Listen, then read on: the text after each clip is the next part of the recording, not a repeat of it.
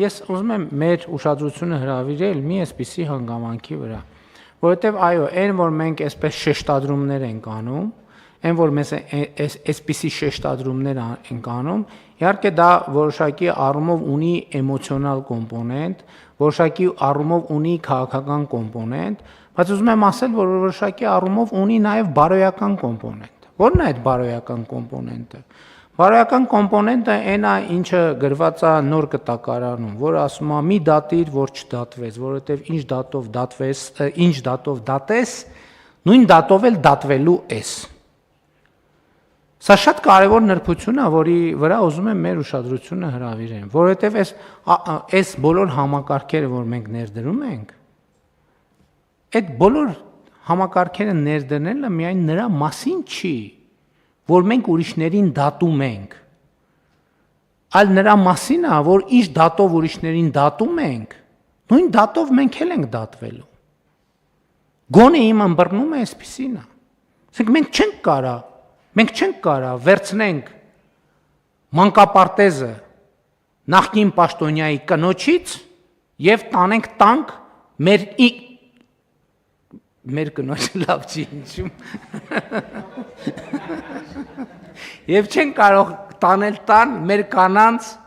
մեր երեխաներին եւ այդպես շարունակ։ Որովհետեւ միշտ մեջբերում են նոր ասում են մի դատիր, որ չդատվես, վերջակետ։ Բայց այդ նախադասությունը ուրիշ է, ասում է մի դատիր, որ չդատվես, որովհետեւ ինչ դատով դատես, նույն դատով էլ դատվելու ես։ Հիմա մենք ապօրինի գույքի բռնագանձման այդ 4 ուղղությունները, իմիջիայլոց ուզում եմ մեր դե յուրե այդտեղ 4 ուղղություն կա, համայնքային շահ, պետական շահ, ապօրինի գույք եւ քրեական գործերի շրջանակներում բռնագանձումներ, դե մենք քաղաքականապես բոլորը անունը դնում ենք ապօրինի գույք։ Կարծում եմ դա մեծ մեղք չի, որովհետեւ մենք իրավական ձևակերպումներ այս ապօրինի գույքի վերադարձի process-ը նաեւ դրա մասին է, որ ինչ դատով դատում ենք, նույն դատով էլ մեզ ենք դատելու։ Հա, չէ, դատել չի նշանակում պարտադիր, որ դատավճիռ կայացնել, դատել նշանակում է նաև վերաբերվել։ Այսինքն նույն վերաբերմունքը մեր դեպքում է լինելու, մեր դեպքում։ Ես ձեզ ավելին ասեմ, մեր իշխանության ժամանակ նման համակարգով օտարված գույք մենք վերադարձրել ենք նույն համայնքային շահի պաշտպանության եւ քրեական գործի շրջանակում մեր կառավարության օրոք, մեր պաշտոնյայի կողմից կայացրած որոշմամբ նմանատիպ մի գործարք մենք վերացրել ենք, կարող է դրա արդյունքում նույնիսկ այդ համայնքում, այդ թվում դրա արդյունքում այդ համայնքում ընտրությունները պարտվել ենք։ Բայց կապ չունի։ Սկզբունքը դրված է, չի կարող, մերոնք ձերոնք չկան։ Կա գույք, կա պետական գույք եւ կա օրինական գույք եւ կա ապօրինի գույք, կապ չունի։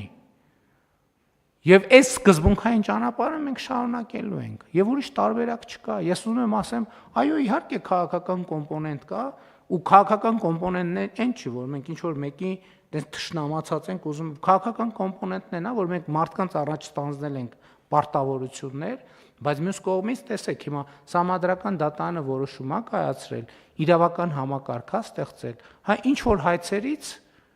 դատախազությունը կհրաժարվի եւ կառավարությունն չի առարկում, որովհետեւ եթե մեր սկզբունքը լիներ բոլոր տեղերից հնարավոր ամեն ինչը վերցնել, այսքան չենք չարչարվի, ժողովուրդ ջան։ Այսքան չենք չարչարվի, այսքան օրենքի նախագիծ, փոփոխություն, նոր օրենք, նոր դատարան, նոր համակարգ, համադրական դատարանի որոշում եւ այլն, եվրոպական դատարանի, հենա կգնայինք կվերցնենք, բայց 10 անգամ դրան անդրադարձել ենք։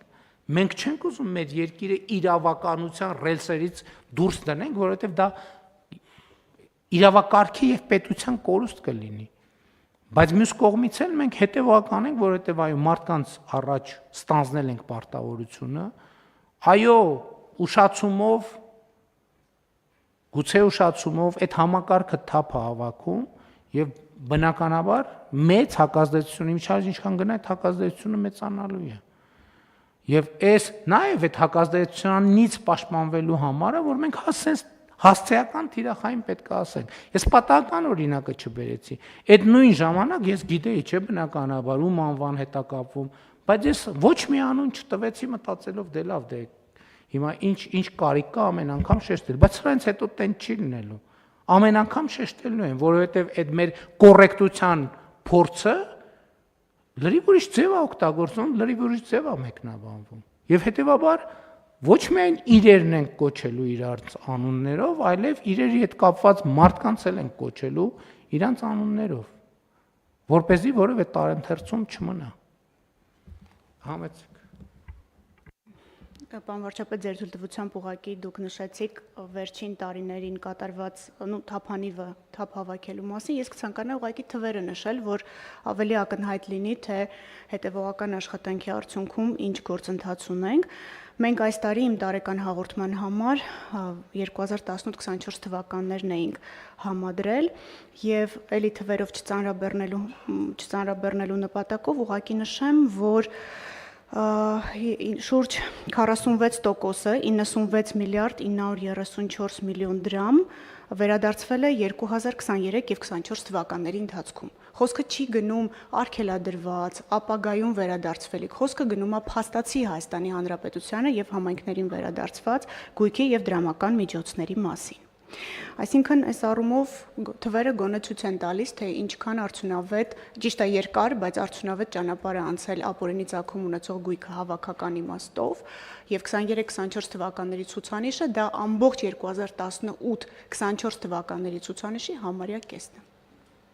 Համեցեք, պարոն Խոտեց։ Պարոն վարչապետ, կարծում եմ լավ առիթ է բարձրաձայնելու, որի կատարում են ձեր հանձնարարականի, մենք արդեն ունենք որոշում, որի մասին եւ մարզպետների աշխատակազմերը եւ համայնքները պատշաճ ծանուցվել են, ըստ որի առաջարկում ենք համայնքային սեփականություն հանդիսացող հողամասերը վաճառել վաճառքի համար մեկնարկային գին սահմանել շուկայական արժեքից ոչ պակաս, սա հնարավորություն կտա իրականում շուկայական արժեքին մոտ կամ դրանից ավելի բարձր գնով իրականացնել վաճառքը։ Շատ լավ։ Եվ ինչ համեցեք։ Մեծարգո վարչապետ, հարցը Տիկին Վարդապետյանին է։ Ապօրինի օտարված գույքի հանրության եւ պետությանը վերադարձման հետ զուգահեռ մենք կարողանում ենք նաեւ վերադարձնել այն շահույթը, եթե այդպեսին կա, որը ապօրինի օտարման շահառուները գոյացնում են գույքի շահագործման ընթացքում կամ արդյունքում։ Ապօրինի ծագում ունեցող գույքի բռնագանձման վարույթի շրջանակում ներկայացված հայցերով միայն գույքերը չեն, նաև դրամական միջոցներն են, որը ներառում է նաև ձեր կողմից նշած շահույթը։ Շատ լավ։ Կան այլ դիտարկումներ, չկան։ Դե այս թեմայով կարելի է դեռ երկար խոսալ, բայց առիթներ դեռ կունենանք։ Շատ լավ, հարցը դրվում է քվեարկության, ովքեր են դեմ որոշման ընդունմանը, դեմ չկա, որոշումն ընդունված է։